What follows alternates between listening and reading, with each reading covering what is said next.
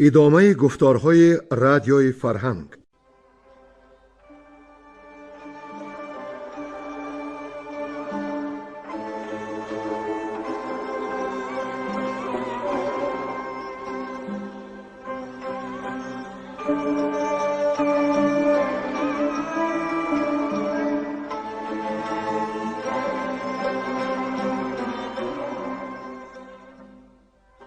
بسا رنج بردم در این سال سی، عجم زنده کردم بدین پارسی.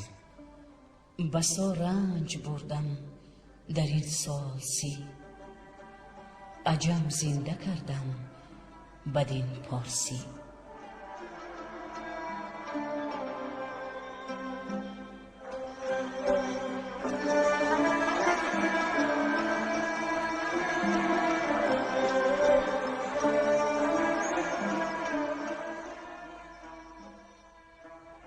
محفل ادبی به استقبال جشن هزاره شاهنامه بیزوال ابوالقاسم فردوسی.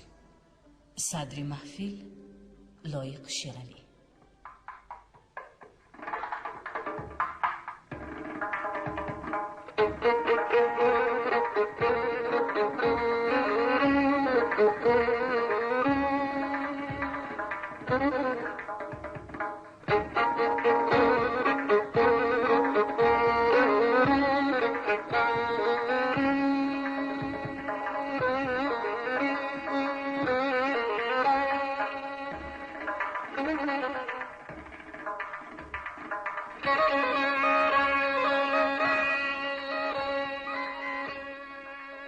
شنوندگان ارجمند ما یاد دارند که در گفتار پیشین به جای رسیدیم که گرسیوز کینور به نزد افراسیاب آمد و از سیاوش شکوه کرد که او ارادت به کاووس شاه دارد و تور و ایرج دو گوهرند، یکی آب و دیگری آتش.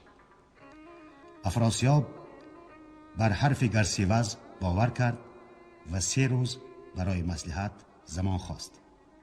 سپس سپهدار توران سیاوش را پیش خواند و گفت که او بیگناه است. اما گرسیوز به حدت می گفت که اگر سیاوش سوی ایران شود بر او بوم پاک و ایران می شود، از خویش بیگانه امیدی بهی نیست. افراسیاب این گفتار گرسیوز را پسندید، اما باز زمان خواست تا کجی و راستی را تمیز کند. اما باز هم گرسیوز می گفت که سیاوش بر افراسیاب خورشید و ماه را تیره می سازد. الغرض گرسیوز پیش افراسیاب زیاده رنگبازی ها کرد و دل شاه توران را برانگیخت و افراسیاب از گرسیوز خواهش کرد تا سیاوش را نزد او بیاورند. گرسیوز به شهر سیاوش رفت، زبان آوری پیدا کرد و نزد سیاوش فرستاد. سیاوش چون پیغام گرسیوز را شنید دلش با درد جفت شد، اما به زودی گرسیوز خود به درگاه او آمد و پیام سپهدار توران را بداد. سیاوش راضی شد تا به دیدار افراسیاب برود. گرسیوز کینه‌خواه از این رضایت سیاوش در خود پیچید، زیرا دریافت که از آمدن سیاوش چاره او دروغ خواهد برآمد. سیاوش زمان بر این کار خیره ماند، چاره اندیشید، آب چشم ریخت و گفت که او نیز با گرسیوز خواهد رفت و با شاه توران سپاه خواهد جنگید، زیرا او گرسیوز را می آزارد و خرد می شمارد. گرسیوز گفت که میان او و افراسیاب دشمنی نیست، بلکه میان تور و ایرج کینه افتاده و از کار منوچهر ایران و توران مثل آب و آتشند. و هم از اغریرث یاد کرد که از دست سپهدار توران بیگناه کشته شد و او نیز هوشیار و بیداردل باشد تا چنین گزندش نرسد. سیاوش باز گفت که از افراسیاب بدی چشم ندارد. گرسیوز باز هم کینه توزی می کرد و می گفت که سیاوش از حال اغریرث سبق بگیرد. سیاوش می گفت که خود به حضرت شاه می رود و آزار او را می فهمد. اما گرسیوز او را آگاه می کرد که پیشگاه شاه نرود، یعنی خود را به کام آتش نیفکند، بلکه نامه فرستد کافی است. سیاوش به افراسیاب نامه نوشت، مهرش بزد و به گرسیوز داد.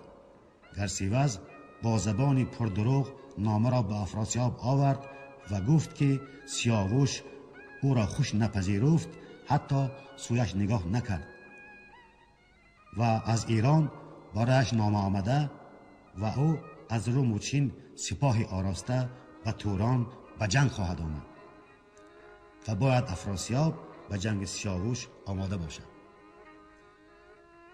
و اینک دنباله داستان را بشنوید. گویندگان بیرنگ کوهدامنی، ساربان، گلنسا زمانی، شمس الدین و کمینه.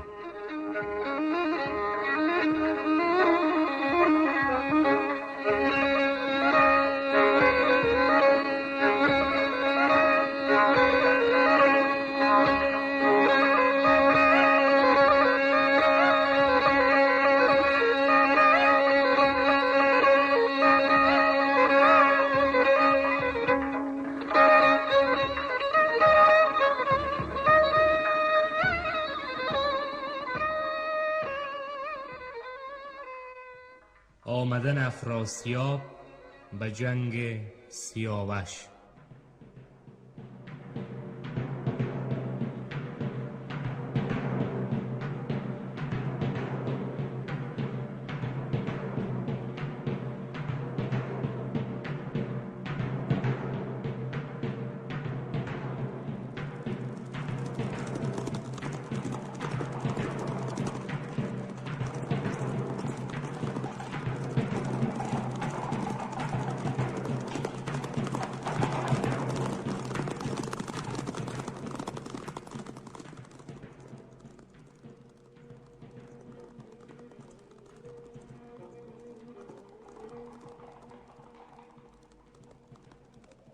چو بشنید افراسیاب این سخن، برو تازه شد روزگار کهن. دلش گشت پر آتش و سر ز باد، به گرسیوز از خشم پاسخ نداد. بفرمود تا برکشیدند نای، همان سنج و شیپور و هندی درای. پر از خشم و کینه سپه را بخواند، بینداخت آن نامه را و نخواند. به گفتار گرسیوز بدکنشت، به نوی درختی ز کینه بکشت. بدانگه که گرسیوز پرفریب، گران کرد بر زین دوال رکیب. سیاوش به پرده در آمد به درد، تنش لرز لرزان و رخساره زرد. فرنگیس گفت ای گو شیرچنگ، چه بودت که دیگر شدستی برنگ؟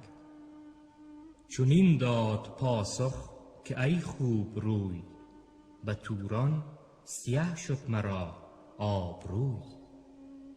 ندانم که پاسخ چرانم همی، در این کار خیره بمانم همی. اگر راست گفتار گرسیوز است، ز پرکار بهرم مرا مرکز است. فرنگیس بگرفت گیسو به دست، به فندق گل ارغوان را بخست. پر از خون شد آن سنبل مشک بوی، دلش شد پر آتش پر از آب روی. همی اشک بارید بر کوه سین، دو لاله ز خوشاب کرده دو نیم. همی کند موی و همی ریخت آب ز گفتار و کردار افراسیاب. بدو گفت کای شاه گردن فراز، چه سازی کنون زود بگشای راز. پدر خود دلی دارد از تو بدرد، از ایران نیاری سخن یاد کرد.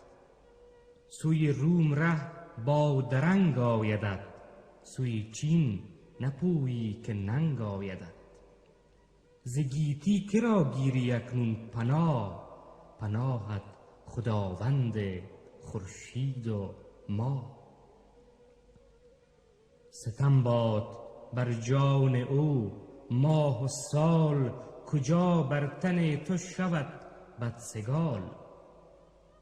سیاوش بدو گفت کای ماه روی، بدین گونه مخروش و مخراش روی. بدادار کن پشت و انده مدار، گذر نیست از حکم پروردگار. همانا که گر سیوز نیک خواه، به مژده بیاید ز نزدیک شاه. کجا او ببخشود و دل نرم کرد، سر کینه خود پرآزرم کرد. بگفتین و زی دادگر کرد پشت، دلش تیره از روزگار درشت.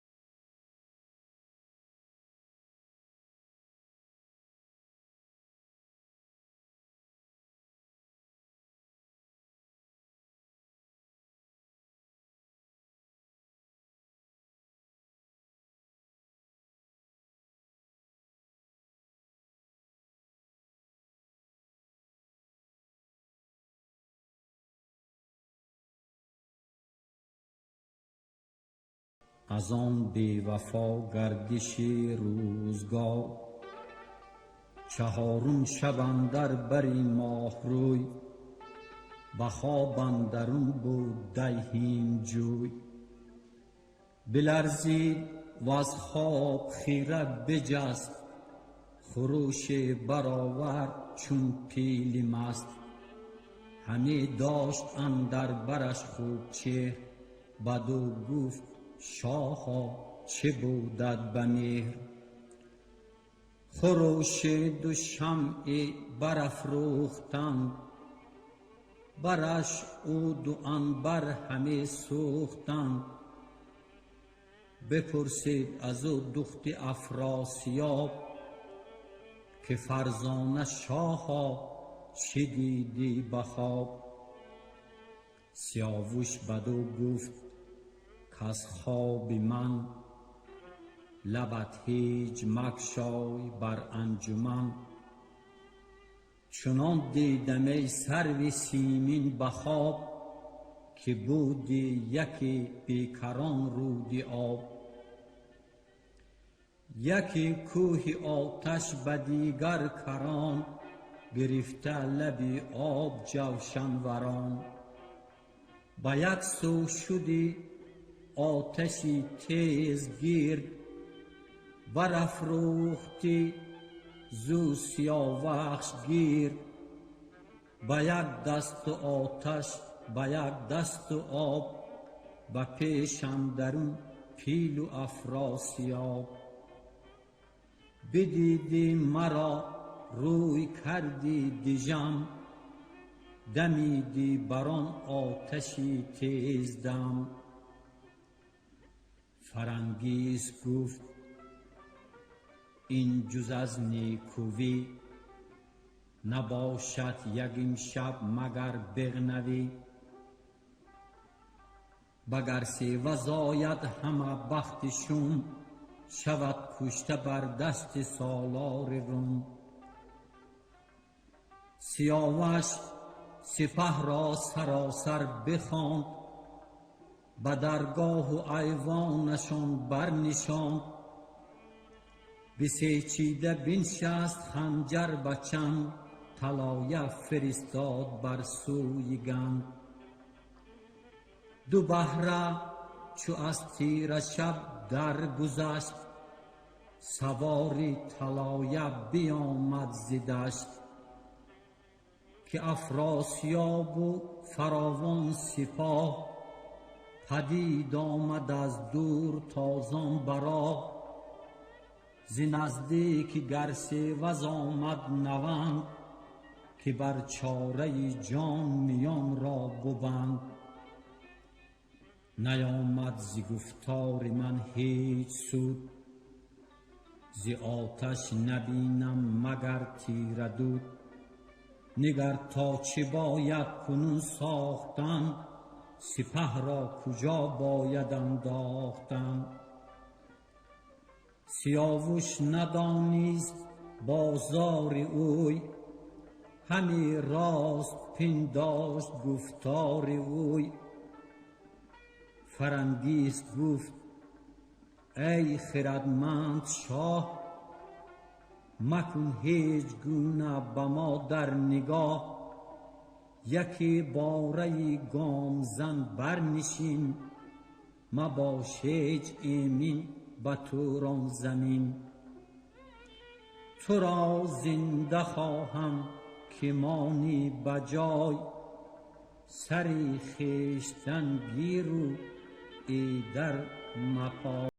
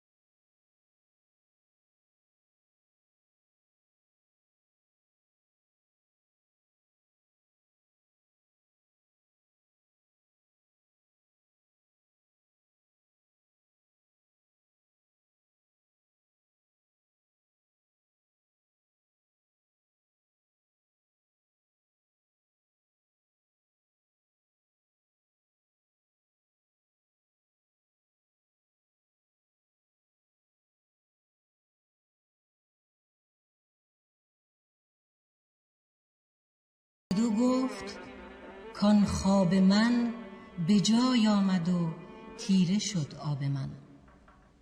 مرا زندگانی سر آمد همی، غم روز تلخ اندر آمد همی. چنین است کردار چرخ بلند، گهی شاد دارد گهی مستمند.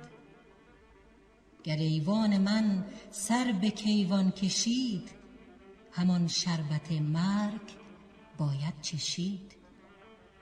اگر سال گردد 1200، به جز خاک تیره مرا جای نیست.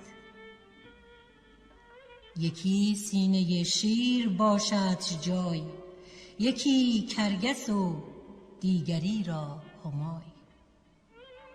ز شب روشنایی نجوید کسی، کجا بهره دارد ز دانش بسی.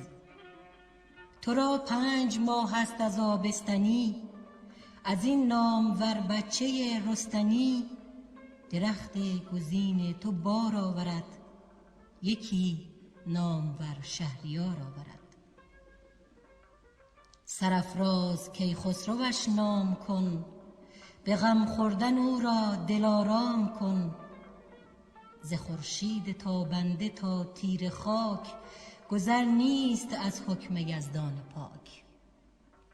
ز پر پشه تا پی ژنده پیل، همان چشمه آب و دریای نیل. نهانی مرا خاک توران بود، که گوید که خاکم به ایران بود. چنین گردد این گنبد تیز رو، سرای کهن را نخوانند نو. از این پس به فرمان افراسیاب، مرا بخت خرم درآید به خواب.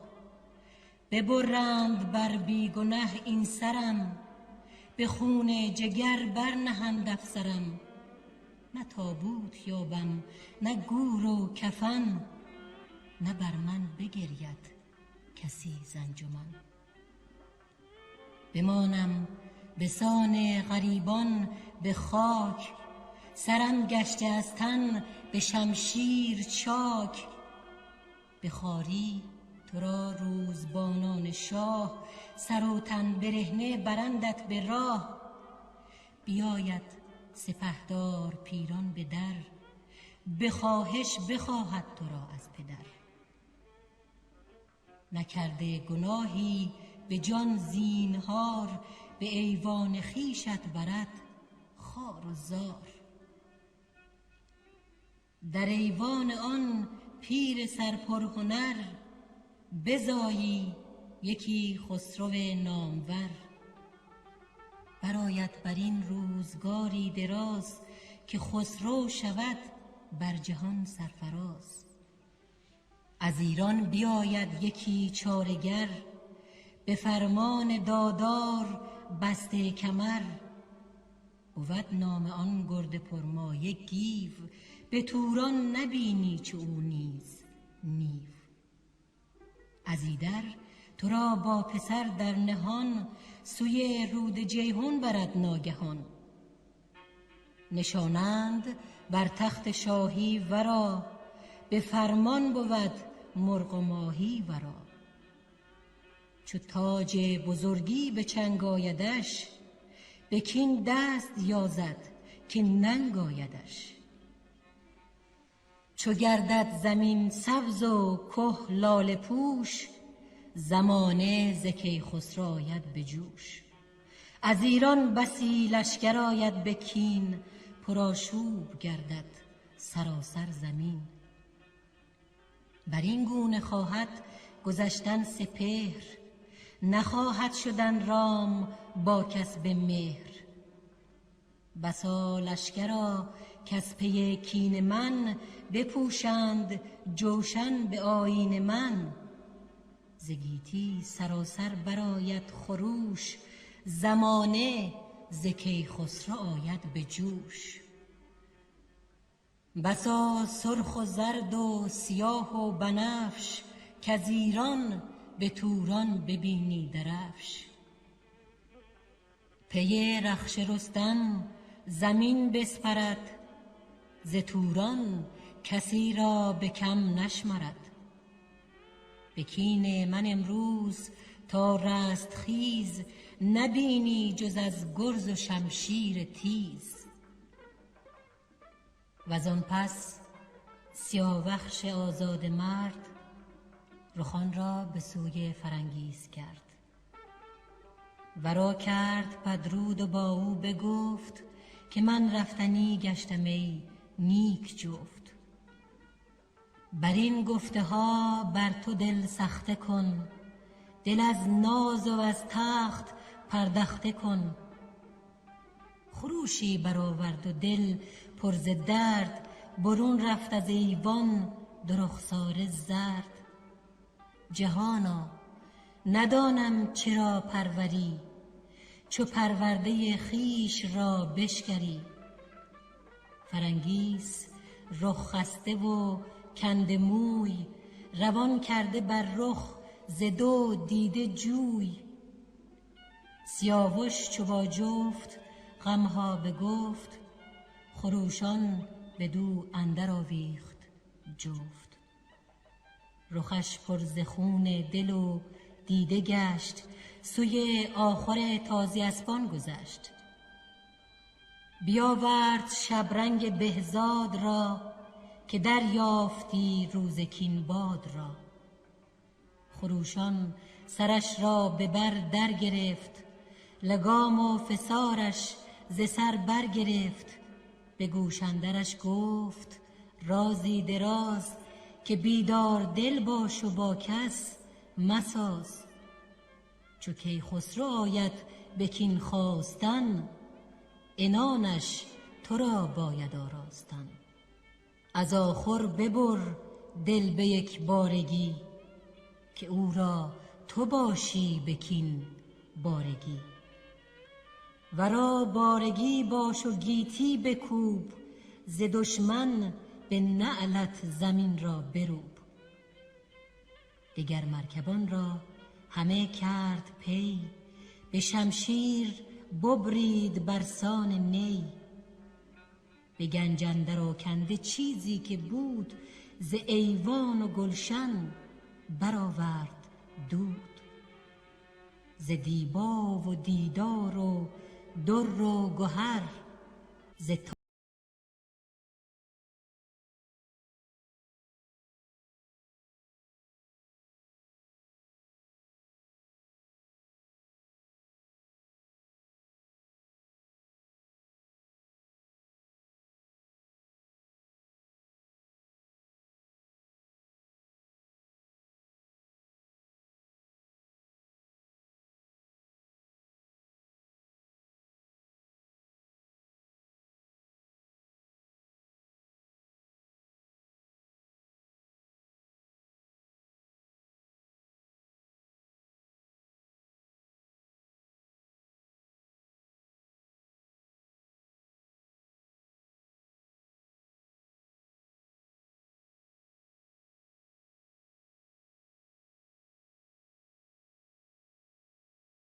به دست افراسیاب.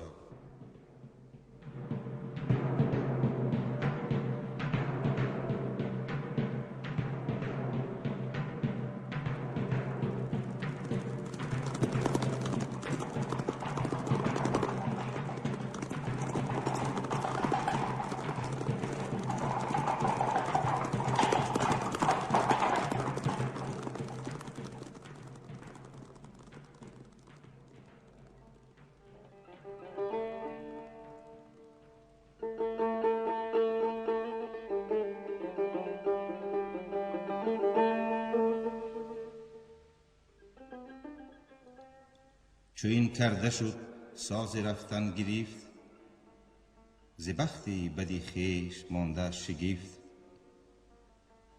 خود سرکشان سوی ایران کشید، رخ از خون دیده شده ناپدید. چو یک نیمه فرسنگ ببرید راه، رسید اندرو شاه توران سپاه. سپه دید با گرز و تیغ و زره، سیاوش زده بر زره بر گره. و دل گفت گر سیوز این راست گفت، چنین راستی را نباید نهفت. سیاوش بترسید از جان خویش، چو سالار توران رسیدش به پیش. سپاهش بترسید از بیم شاه، گرفتند ترکان همه کوه و راه. همه بینگرید این بدان آن بدین، که کینه به دلشان نبود پیش از این. ز بیم سیاوش سواران جنگ، گرفتند آرام و هوش و درنگ. جز آنگونه دیدند ایرانیان، بگفتند که شهریار جهان، چرا خیره باید که ما را کشند، چو کشتند بر روی هامون کشند. بمان تا از ایرانیان دست برد، ببینند و مشمر تو این کار خورد. سیاوش چنین گفت که این رای نیست، همان جنگ را مایه و جای نیست. به گوهر بران روز ننگ آورم، که من پیش شه هدیه جنگ آورم. مرا چرخ گردان اگر بیگناه، به دستی بدان کرده خواهد تباه. به مردی مرا روز آهنگ نیست، که با کردگاری جهان جنگ نیست. چه گفتان خردمندی با رای و هوش، که با اختری بد به مردی مکوش. چنین گفت از آن پس به افراسیاب، که ای پرهنر شاهی با جاه و آب. چرا جنگ جوی آمدی با سپاه، چرا کشت خواهی مرا بیگناه. سپاهی دو کشور پر از کین کنی، زمان و زمین پر ز نفرین کنی. چنین گفت گر سیوزی کم خرد، ز تو این سخنها کی اندر خورد. گر در چنین بیگناه آمدی، چرا با زره نزد شاه آمدی. پذیره شدن ز نشان راه نیست، کمان و زره هدیه شاه نیست. سیاوش چو بشنید گفتار اوی، بدو گفت که ناکسی زیشت خوی. به گفتار تو خیره گشتم ز راه، تو گفتی که آزرده گشته از شاه. هزاران سری مردمی بیگناه، بدین گفتی تو گشت خواهد تباه. تو زین کرده فرجام کی فربری، ز تخمی کجا کشته بدروی. و از آن پس چنین گفت که شهریار، به تیزی مدار آتش اندر کنار. نبازیست این خون من ریختن، ابا بیگناهان برآویختن. به گفتار گر سیوزی بد نژاد، مده شهر توران و خود را به باد. نگه کرد گر سیوزی رنگ کار، ز گفتی سیاوخش با شهریار. برا شفت و گفت ای سپهبد چه بود، و دشمن چرا گفت و باید شنود. چو گفتار گر سیوز افراسیاب، شنید و برآمد بلند آفتاب.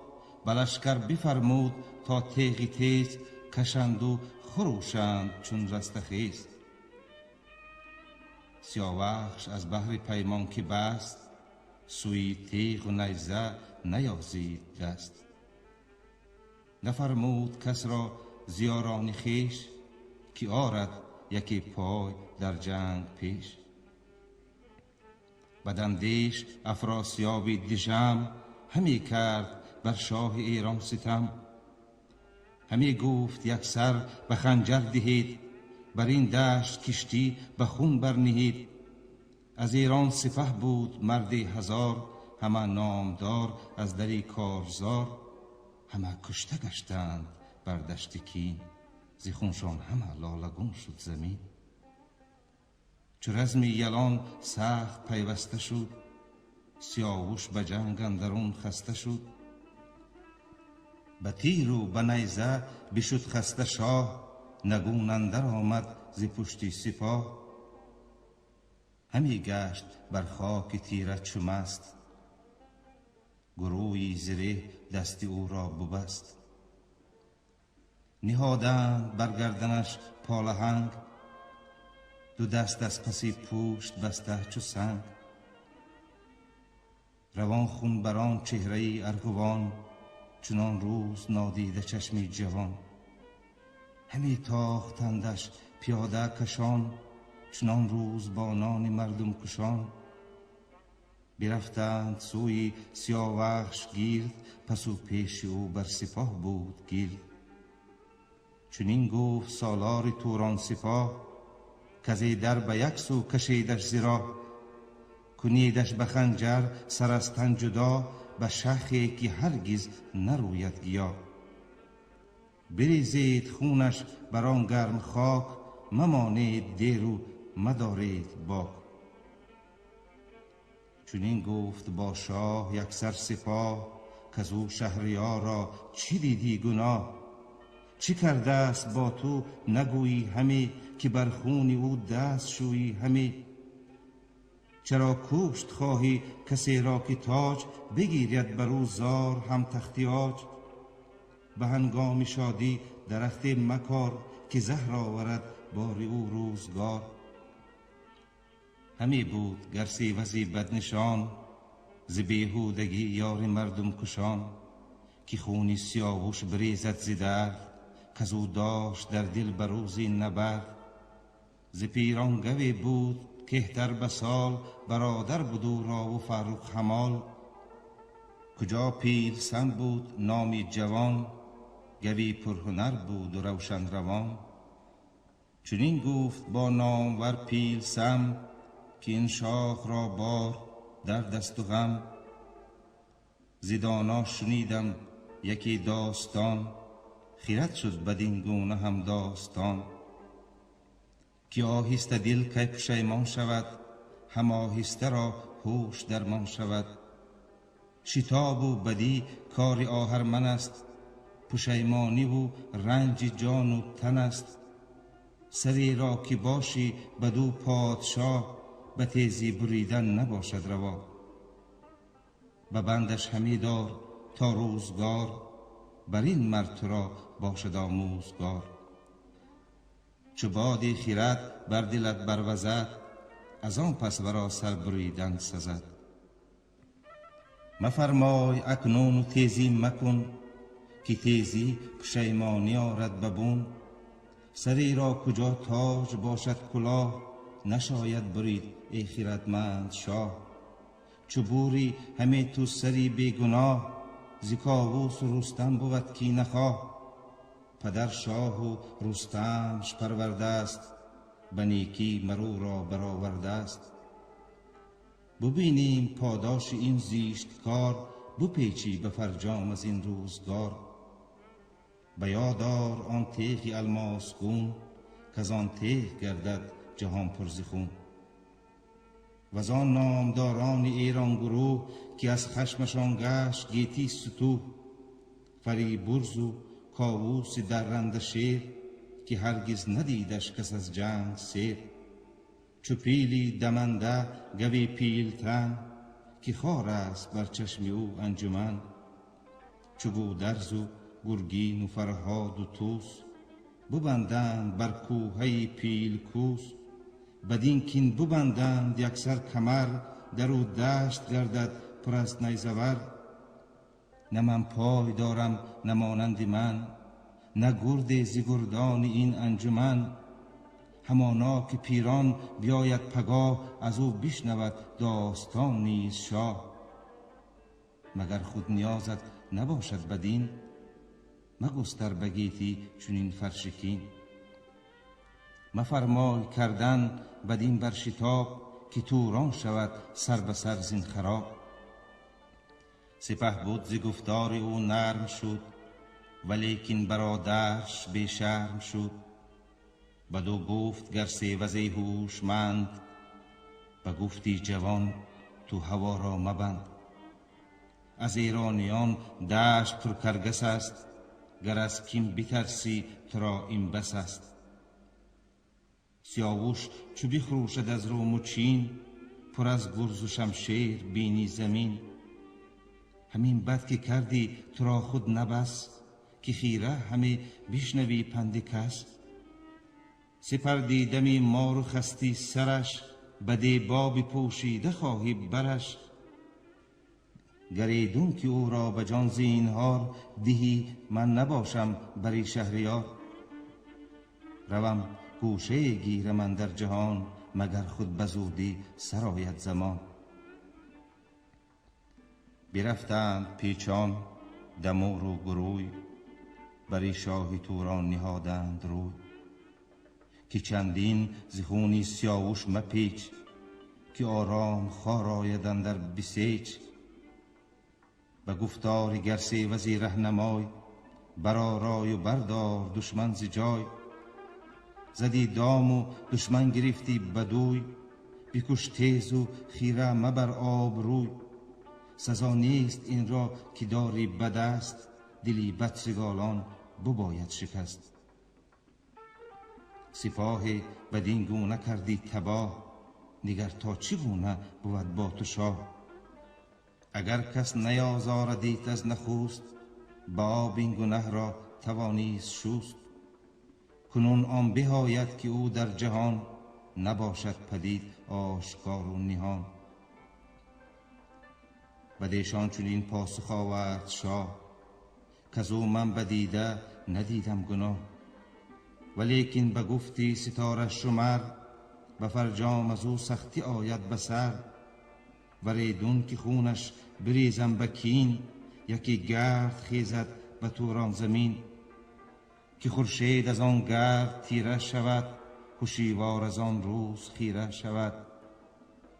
به توران گزندی مرا آمده است، غم و رنج و بندی مرا آمده است. رها کردنش بدتر از کشتن است، همان کشتنش رنج و دردی من است. خردمند و هم مردمی بدگمان، نداند کسی چاره آسمان.